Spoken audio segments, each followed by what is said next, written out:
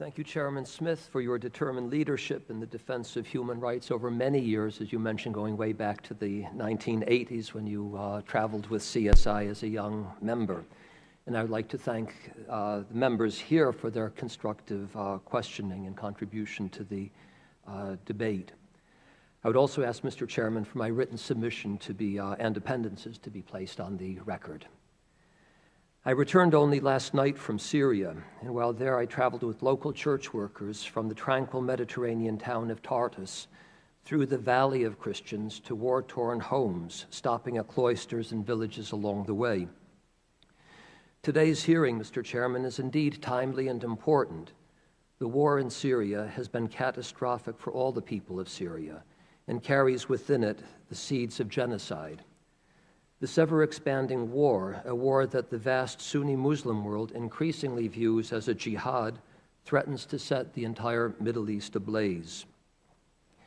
For 2 years, our government has pursued a revolutionary policy of violent regime change and has done so in the name of the Syrian people. I would like to use this opportunity to fill in some of the gaps in Washington's regime change narrative. Syria is a multi-religious country. Religious minorities, mainly Alawites and Christians, constitute roughly 30% of the population, with Sunni Muslims in the majority. All communities have suffered greatly, but the war's seeds of genocide have the greatest potential to cleanse the country of its religious minorities.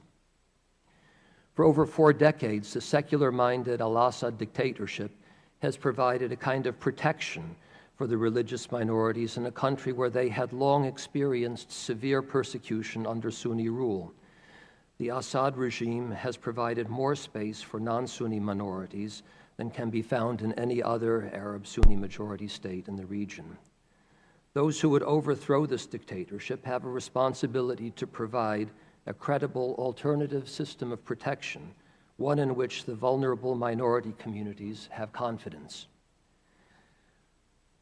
Wherever I went in Syria, I heard from Christians about the considerable religious freedom that is guaranteed by their government: freedom to worship, freedom to provide Christian education, freedom to engage with broader society through social services, freedom to proclaim the faith through public processions on religious holidays, some of which are public holidays, and freedom from the obligation to conform to discriminatory Sharia norms.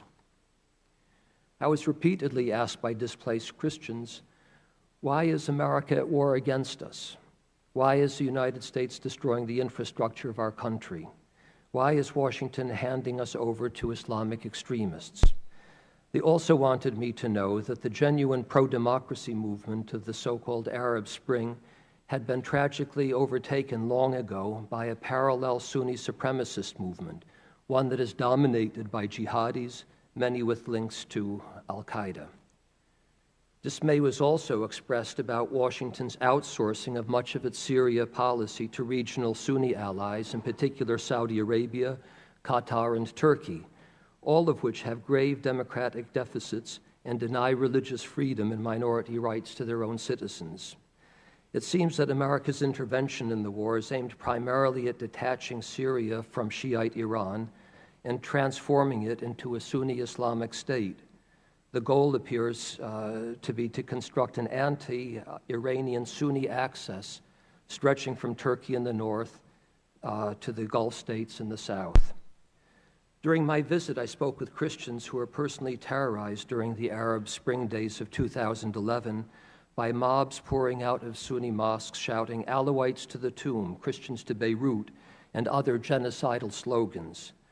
Witnesses provided accounts of murder, including ritual beheadings and religious cleansing of their neighborhoods, and the desecration of churches.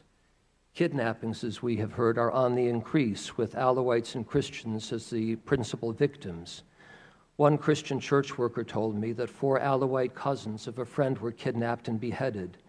A nun told me that she personally knows a Christian girl who was abducted by terrorists and is now mentally disturbed on account of the abuse. The most widely known kidnapping case is that of the Syriac and Greek Orthodox archbishops of Aleppo. Such acts of terror are not senseless. They send a clear message to the religious minorities: leave the country now. The conflict in Syria today, Mr. Chairman, cannot be portrayed simply in simple terms as one of the evil Assad dictatorship, a war against the peaceful, democracy-loving people of Syria. The war has indeed taken on an ugly sectarian character. Nowadays, the religious minorities and secular-minded Sunnis that could constitute possibly a majority of the Syrian people tend to look to the Assad regime for protection, while those striving to reinstate Sunni superiority or supremacy within an Islamic state are the driving force of the anti-Assad insurrection on the ground. Finally, Mr. Chairman, if our foreign policy establishment is determined to bring an end to the Syrian war and to strengthen guarantees for the religious rights of minorities, the United States will desist from financing and arming forces of Sunni supremacism. Our government will rein in its Sunni Islamist allies and will cooperate with Russia, as President Reagan did to end the Cold War, to create conditions for successful peace talks.